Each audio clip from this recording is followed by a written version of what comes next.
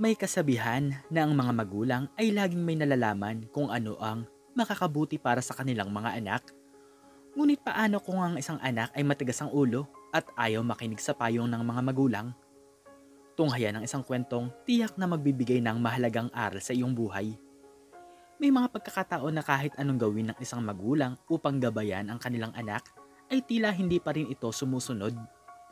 Sa kabila ng kanilang pagmamahal at pagnanais na mailagay sa tama ang landas ng anak, may mga kabataan pa rin na mas pinipili ang sariling desisyon, anuman ang maging kapalit nito.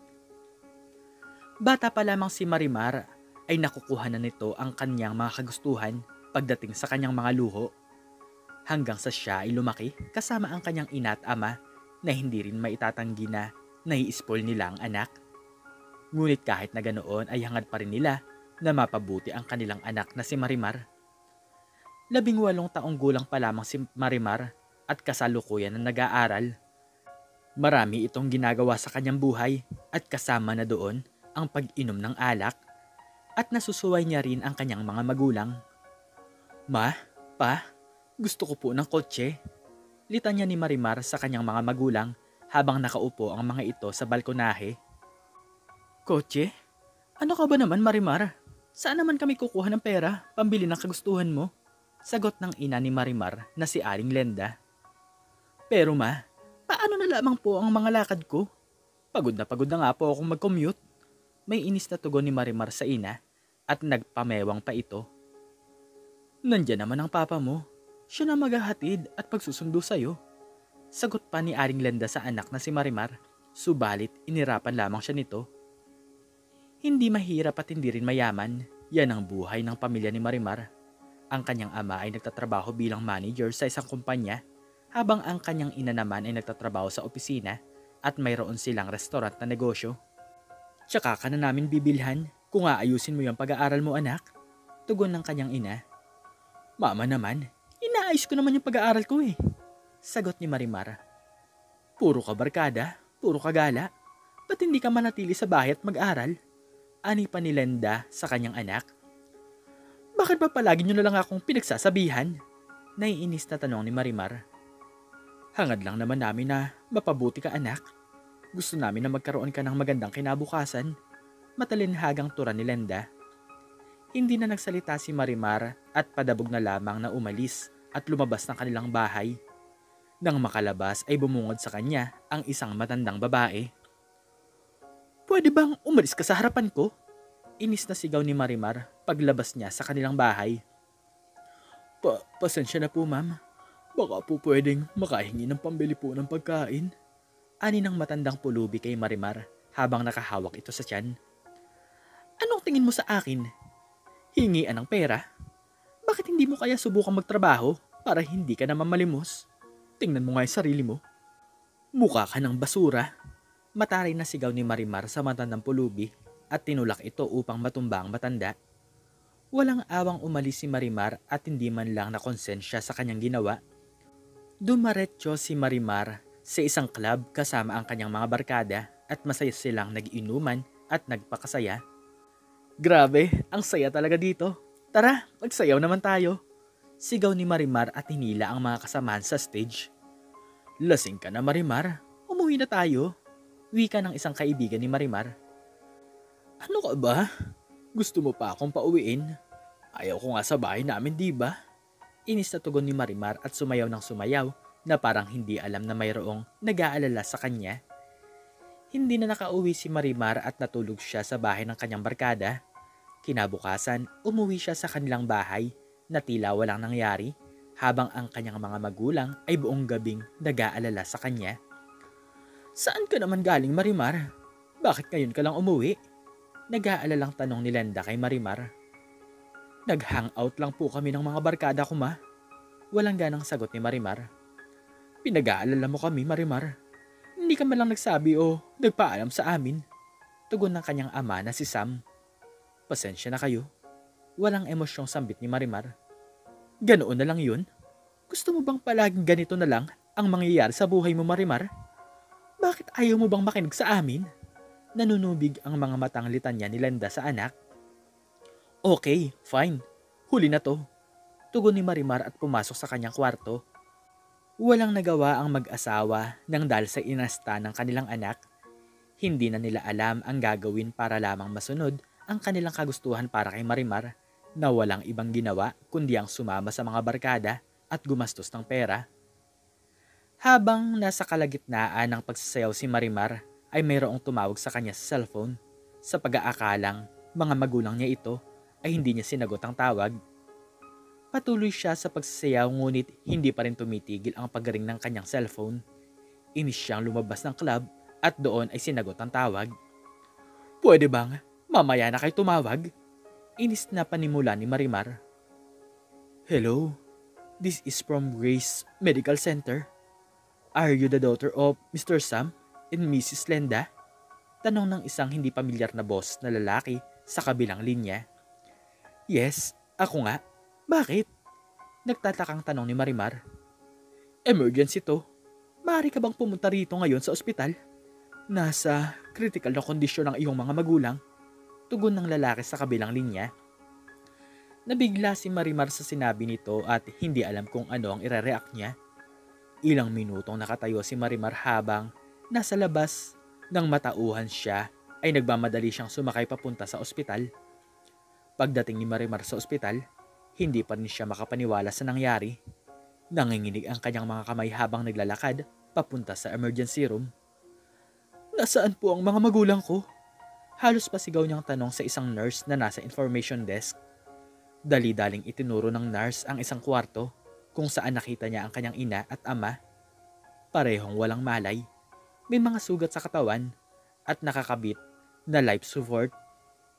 Halos bumagsak si Marimar sa sahig sa sobrang panghihina. Anong nangyari sa kanila, Dok? Nanghihinang tanong niya. Aksidente.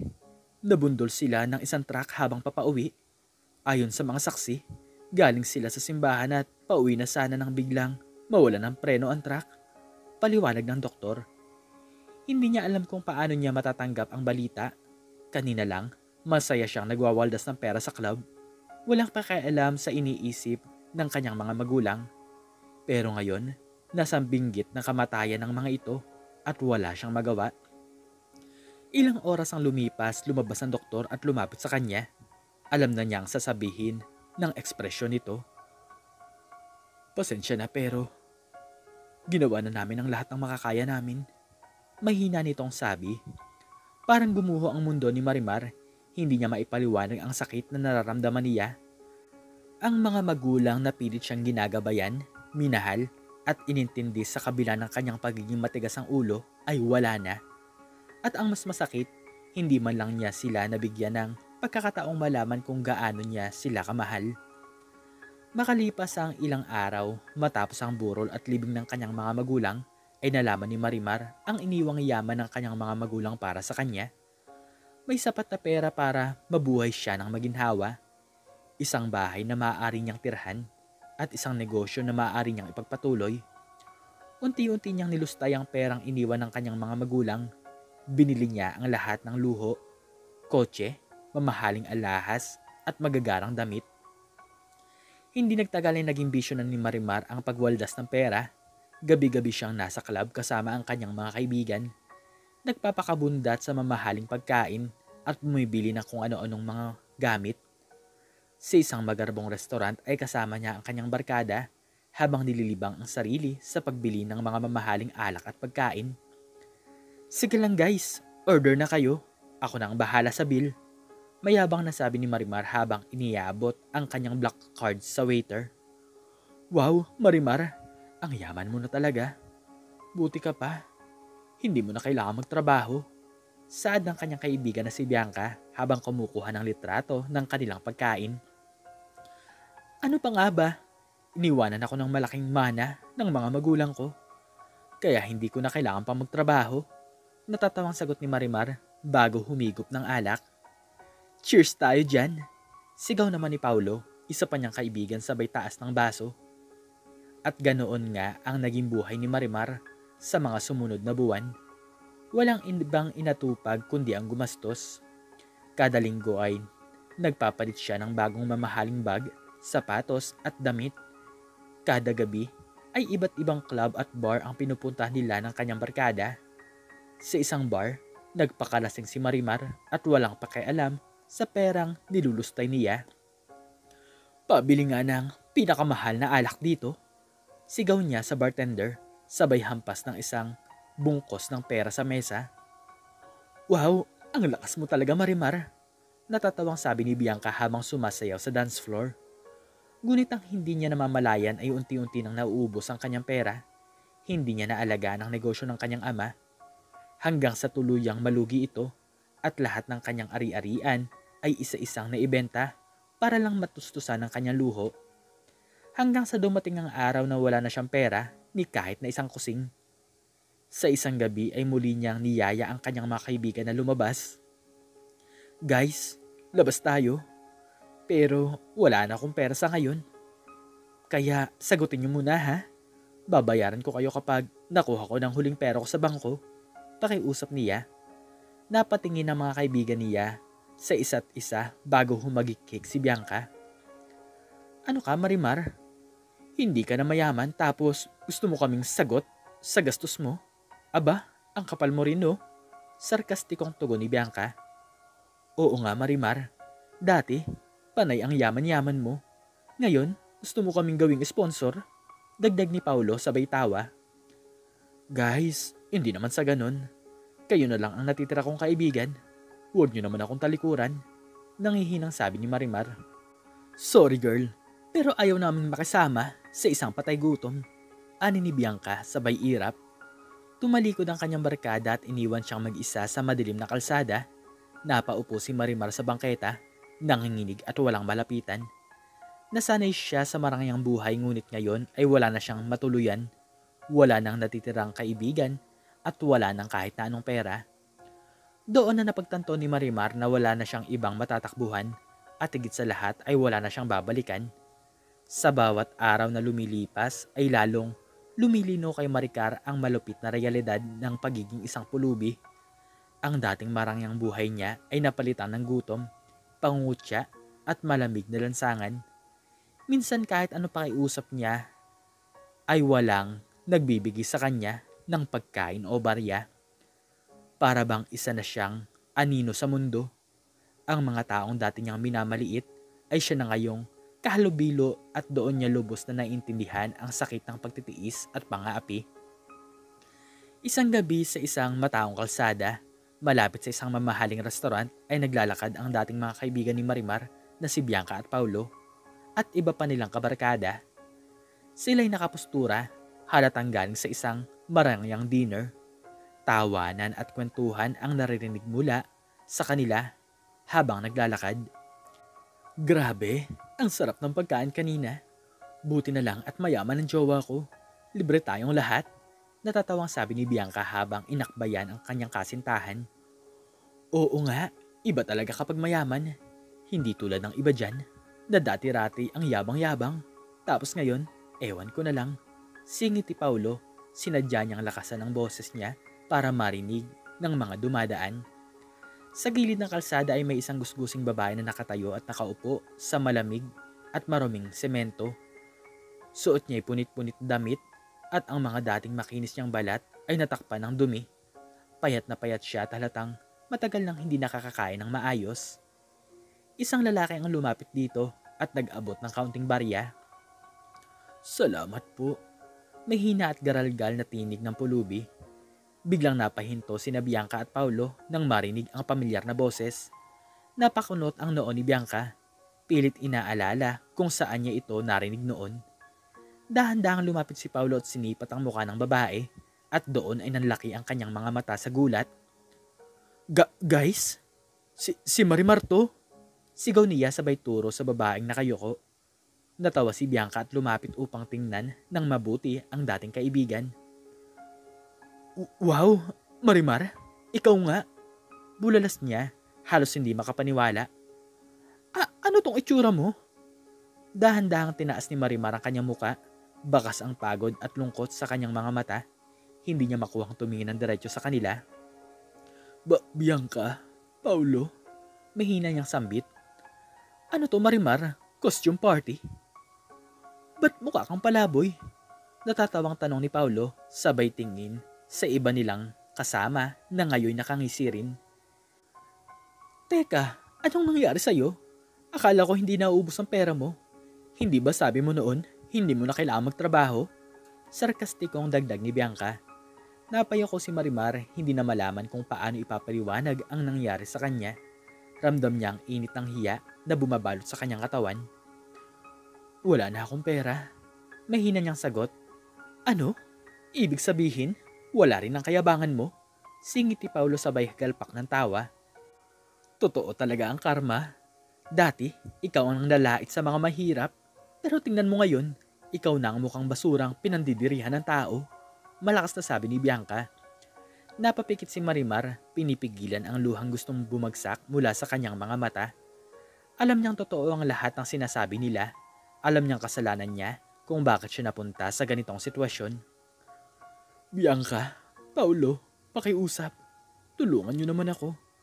Pabulong niyang sabi, halos hindi marinig sa lakas ng tawanan ng kanyang dating mga kaibigan. Ngunit sa halip na tulungan siya, lalo lamang silang nagkatawanan. Tulungan? Bakit naman namin gagawin yun? Anong napala namin? Nung mayaman ka pa? Wala, di ba? Ngayon, kami naman ang walang pakialam sa'yo. Masungit na sagot ni Bianca. Isang batang pulubi ang lumapit kay Marimar at marahang hinila ang kanyang damit. Ate, ito po tinapay. Kanina pa po kita nakikitang hindi kumakain. Iniabot ng bata ang isang pirasong tinapay kay Marimar. Habang nakayuko si Marimar ay napaluha siya sa awa sa kanyang sarili. Ang mga taong tinuring niyang kaibigan noon ay siya ngayong nilalayuan at tinatawanan siya. Samantalang ang mga taong wala namang alam sa kanya at isang musmus na pulubi ang siyang nagpakita ng habag sa kanya. Nakakaawa ka Marimar, pero sorry, hindi na kita kilala. Ani ni Bianca sabay irap at lumakad palayo, kasama ang iba pa nilang mga kaibigan. Habang pinagmamasdan niyang lumayo ang grupo, kasabay ng halakak nila ay tuluyan ng bumabagsak ang kanyang mga luha. Sa unang pagkakataon sa kanyang buhay, naramdaman niya kung paano maging isang tunay na pulubi. Hindi lang sa pera, kundi pati sa pagmamahal at respeto ng ibang tao. Habang naglalakad siya sa lansangan, nagutom at pagod, napansin niyang nasa parehong lugar siya kung saan niya itinulak ang matandang pulubi noon. Napaupo siya sa gilid ng kalsada habang umiiyak. Ngayon ay siya mismo ang nasa posisyon ng matanda na walang-wala at pinandidirihan ng iba. Sa kanyang paghagulgol, isang pamilyar na boses ang kanyang narinig. Iha, gutom ka ba? Lumingon siya at hindi makapaniwala sa kanyang nakita. Ang matandang pulubi na minsan niyang inalipusta ay nakangiti sa kanya na may dalang supot ng pagkain. Napahagulgol si Marimar. Patawarin niyo po ako. Ang sama-sama ko pong tao. Tuluyang umagos ang mga luha sa mga mata ni Marimar. Napangiti ang matanda at iniabot ang pagkain sa kanya. Ano man ang nangyari sa iyo anak, tandaan mong may pagkataon kang magsimula ulit. Ang buhay ay hindi tungkol sa kung gaano karaming pera ang meron ka, kundi kung paano mo pinahalagaan ang mga taong nagmahal sa iyo. Doon ay natauhan si Marimar.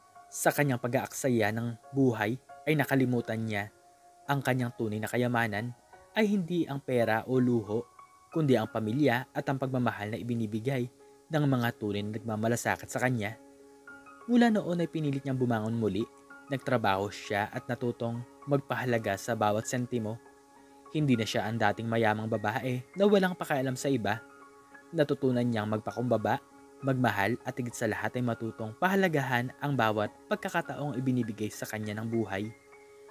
Ang kayamanan ay hindi panghabang buhay at ang pagmamalabis sa buhay ay may kapalit na pagsubok. Ang tunay na halaga ng buhay ay hindi nakikita sa yaman kundi sa pagmamahal at pagpapahalaga sa pamilya at sa mga taong tunay na nagmamalasakit sa atin.